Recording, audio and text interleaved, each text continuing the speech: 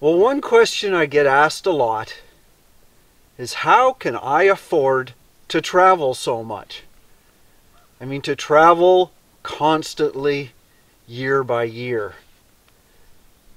And the one word answer to that is frugally. 2 words, very frugally.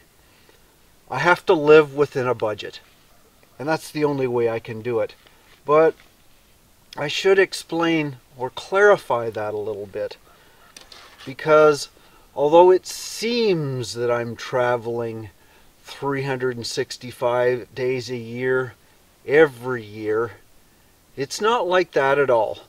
And so I want to clarify that a little bit, because some people think I'm a nomad, and I am not a nomad. I am a traveler. And there's a lot of differences between the two. In my definition of a nomad, and others may have different definitions, to me a nomad is somebody who has sold everything and they live in their trailer, their van, their motorhome, or the back of their car. That chipmunk lives in a tree, and I wouldn't consider him a nomad because this is his home. But anyway, as a traveler, I travel in my trailer. However, I only travel for fixed periods of time. I usually travel maybe 4 or 5 months at a time. It varies. And then I take a break and do some fix-ups, plan my next group of traveling expeditions and adventures, and go off again. I do have property, and I do have investments, so those do help a little bit, but it doesn't pay a lot. And the way I rely on paying all my expenses, right now, at least a bit of that, is through advertising. But that is something that I'm working on improving, generating a little bit more income, because a lot of people may not believe me when I say that this is my 4th year, actually my 5th. I didn't document my 1st year, but I'm now into my 4th year of my traveling. And those first 3 years, get this, I did it as a loss. I made nothing. I never covered my travel expenses, and so everything came out of my pocket and out of my bank account. I am hoping this 4th year that I can actually make a little bit of money, just to, you know, accent the money that I have coming in now. And yes, I would consider myself semi-retired. I do get a very, very small pension on a monthly basis, which helps as well. So I guess if I had to categorize myself, and I hate categories, it would be solo traveler. That's it. I love to travel. I like to see new things. I like to explore. I like to become inspired. I love to see beauty. I love to listen. And I like to meet new people. And I meet a lot of people in these travels. I mean, being solo does not mean you're a loner. That's totally different. You can go out, and I do go out to meet people. It's not to stay away from people. It is, however, to stay away as much as I can from the cities, because it's the cities that have been the biggest source of stress for me. The noise, the traffic, there's just so much going on. And when you're out here and there's hardly anybody going by, you're listening to the birds, the wind, the waves. It's beautiful. Well, this is the time in the morning I just love. So when the sun finally gets over the mountain and warms up the campsite, I actually thought it was going to be below freezing last night, but it was actually about, I think about 40, 38, which I think is about, I don't know, 5 Celsius, something like that. But now I can get the heavy coat off, go back to my green hoodie. I can find out which end's up here. There we go. Somewhere here. Okay, good enough. I'll figure it out. Now, I think where I was getting to were some of the expenses of solo traveling. Not solar traveling, although I do travel with solar. I can't travel through space yet. So, solo traveling. It should be no surprise whatsoever that my biggest expense is fuel. And to be absolutely clear, gasoline. Because I have a gasoline-powered Jeep, 2010, and I tow a fold-up trailer. And I travel a lot. Kind of lost count, but I think in the last 4 or 5 years, I've probably traveled 120,000 miles. So that's a reasonable amount of traveling. Now with my original Jeep, the 2010, the white Jeep, I was getting about 18 miles per gallon. And when towing the trailer, it would go down to 15. And that was okay. But when I got the new, or the newer 2010 Liberty, it only gets about 12.5 miles per gallon towing the trailer. It's a bit bigger. It seems it's the same engine. However, it's got more stuff in it, and I probably have more stuff in the trailer as well. So yeah, my miles per gallon, my fuel efficiency has definitely gone down. Now, getting the fuel cost down, there's a multitude of ways of doing it, as there are bringing it up. It really depends on where you want to travel, first of all. And if anybody is just starting off traveling, I would not recommend your first trip going right across the country and back. I would go to your state or province first. Just get your feel for it. Do a few trips so you know the vehicle, you know the trailer, and you get a little bit more road-wise. You know how to travel, you know how to use maps and stuff like that. Go shorter distances. And also, it depends on where you travel. It's the cost of gasoline is not straight right across the board, as everybody knows that. You travel in California, Alaska, Vancouver, BC, you're going to expect a lot higher gas prices than places like Montana or Arizona. So bear that in mind when you're traveling, you're planning your route. Where you're going is going to have a big impact on how much you spend on fuel. Now, I'm probably going to get into this later, but the other way of saving fuel is what you travel in. Now, in one of my interviews was with Danny and her little Runaway, and she had a RAV4. I mean, that was perfect for like a minimal setup. She probably didn't have a lot of fuel expenses, a lot less than mine. And if you take into account that there's some people that bring these big monster motorhomes and then they tow something behind it, they're throwing bags of money on every mile they go out. They're just throwing that out the window because it costs them a lot of money. You've got to have a little compromise. How much do you really need to travel with? And that's going to help with your fuel efficiency.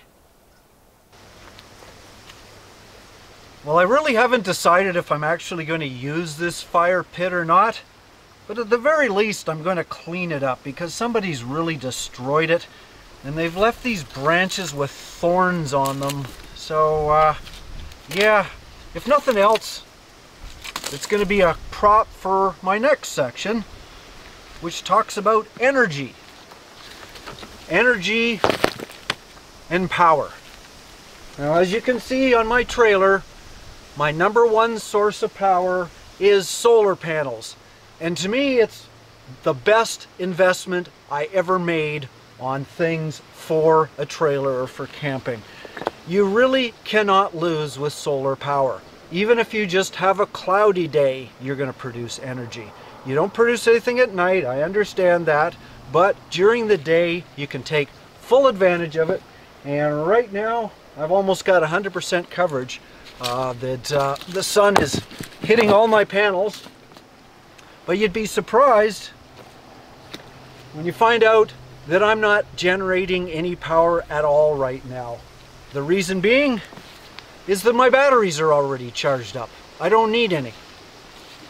But what you need for power, I think, really depends on what it is you need to power up, what you need energy for.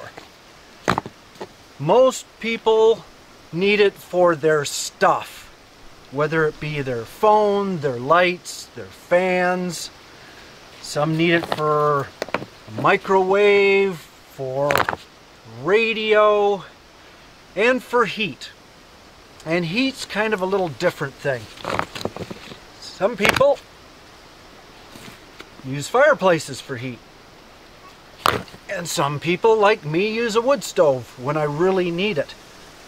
So it really depends on your needs as to what sources you need for energy and power. Just put that right over there.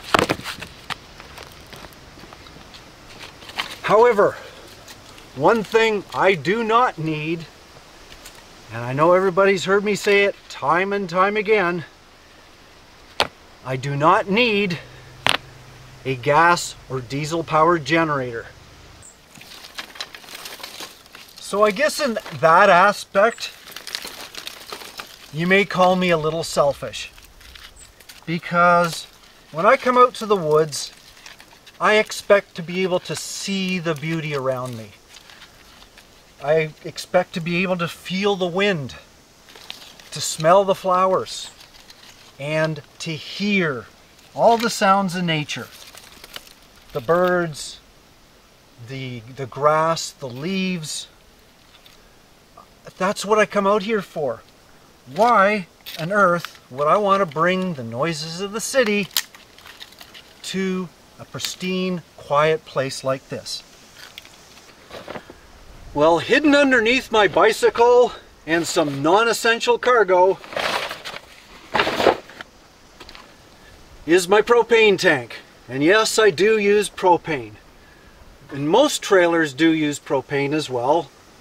Most of it's a requirement for heating. What I particularly use propane for is for cooking, for my propane stove that's inside the trailer. I do use it a little bit for heating, but not much. Typically, on a cold morning, I just fire it up for 3 or 4 minutes, warms my pants up, gets me out of bed, and then I can put some warmer clothes on. But I don't use it a lot for heating, you know, and I've talked about the condensation problems and all that other stuff in other videos. But I did want to show you how much I use, or tell you about how much I use.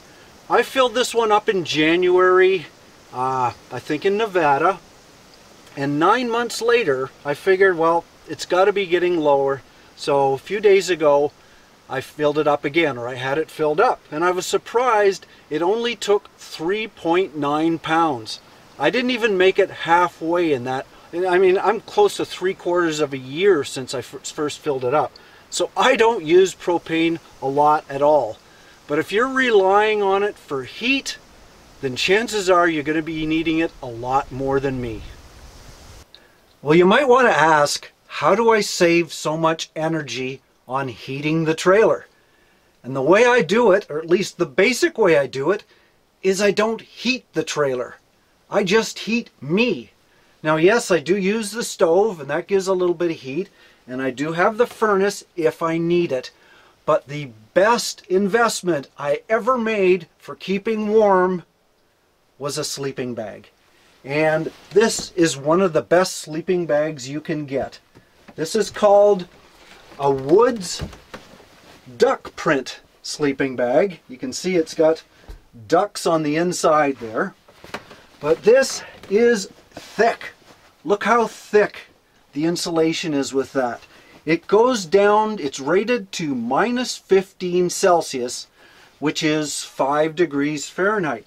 You can be warm inside this at 5 degrees Fahrenheit. Now, I'm not always camping when it's 5 degrees Fahrenheit. However, you plan for the worst scenario, and that's why I use this especially in the spring and in the fall. Now, if it gets too hot, I don't have to have it. I can leave it open, so I can just zip it up, or I can just sleep on it. And the nice thing about this is because it gives you extra padding. Some people find the cushions of trailers are a little hard. I'm actually okay with a hard mattress. I don't need it soft. But this does add a little bit of padding. And no, it is a wonderful sleeping bag. Unfortunately, you can only, I believe you might only be able to get it in Canada, but it's called the Woods Duck Print. And it is cozy.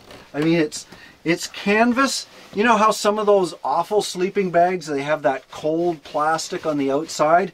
This is canvas, which is warm, and inside is flannel. And it's really a pleasure to sleep in. And as far as, I have a pillow. But if I needed extra pillows, I don't use another pillow. What I use is a coat. So I have a spare winter coat underneath there, which helps as well. And I typically sleep with the back of the sleeping bag under my head. It is amazingly comfortable. As a matter of fact, I think it's time for an afternoon snooze. Ah, this is so nice.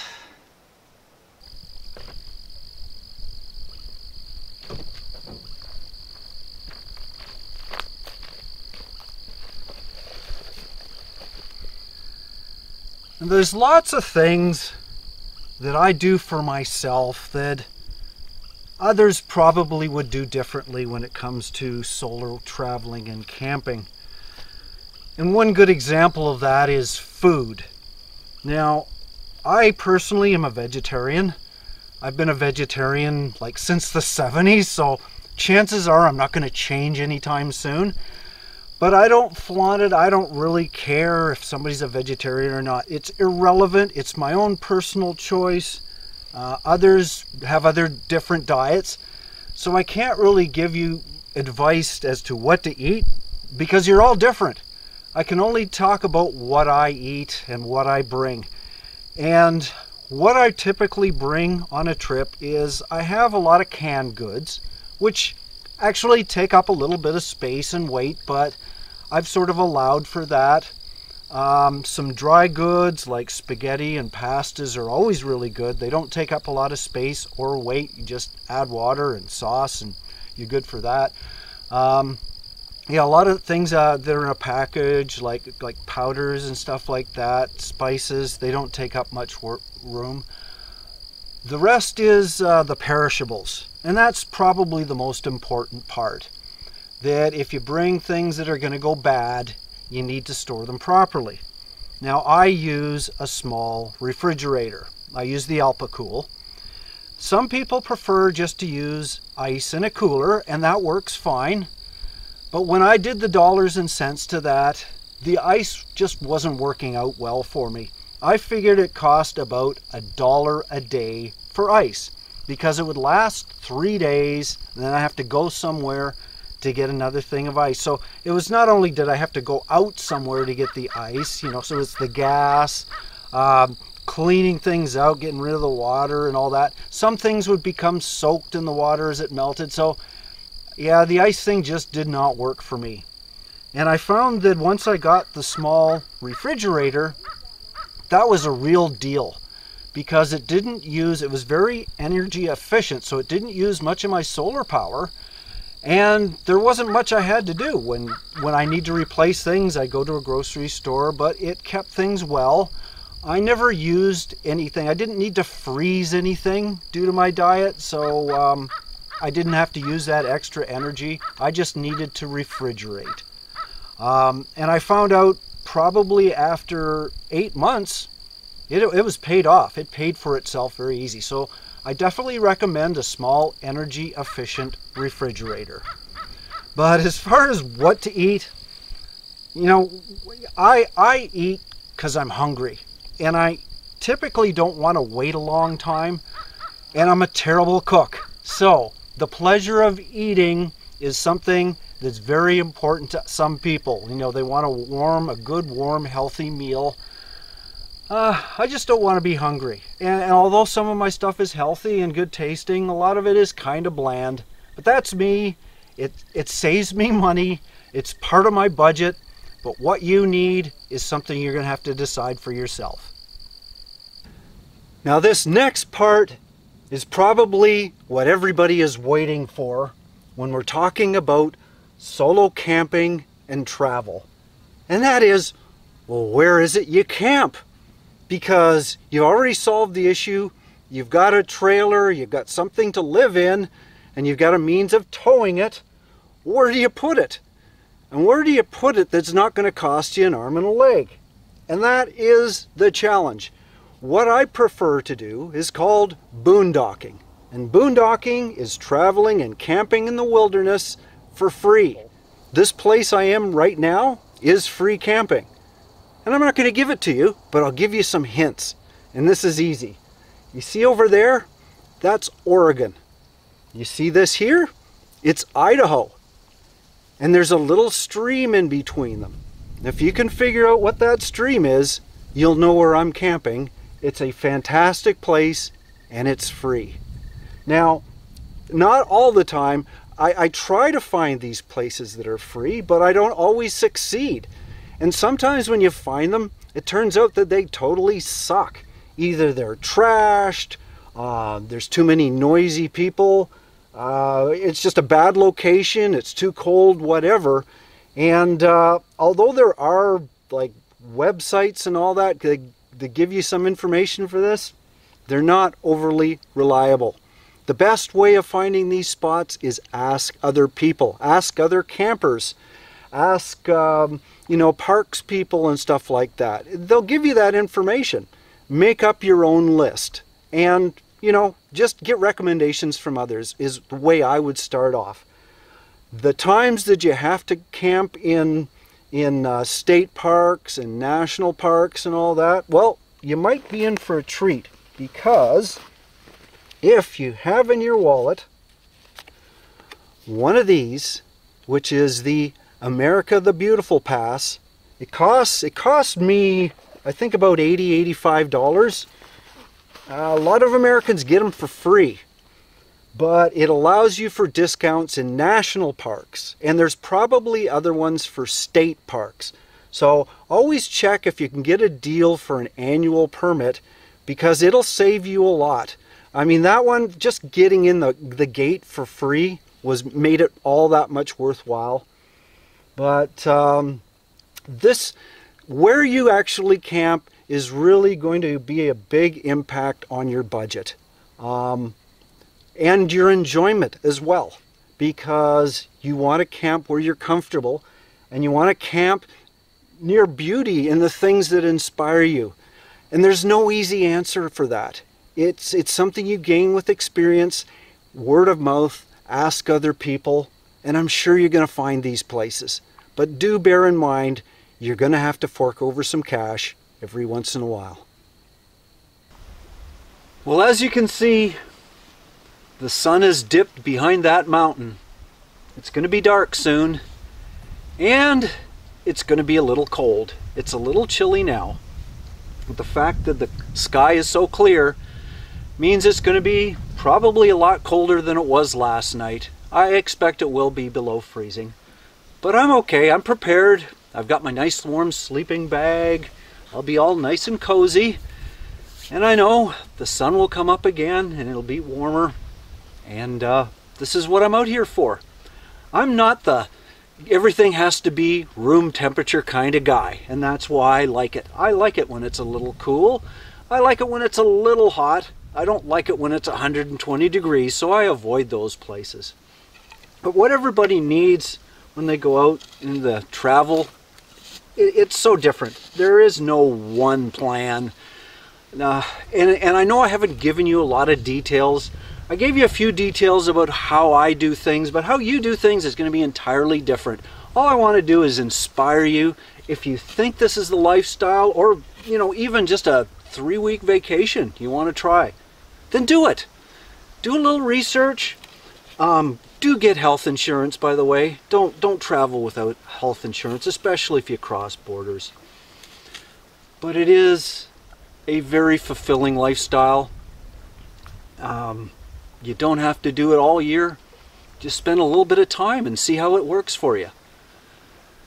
Anyway, that's about all I got to say now. I will talk about safety in another video. I'm not going to talk about it in this one. But you know what? I think in a few minutes, as soon as it gets a little darker, I am going to light that fire. That's going to warm things up. For a little bit anyway. It's not going to be a big fire.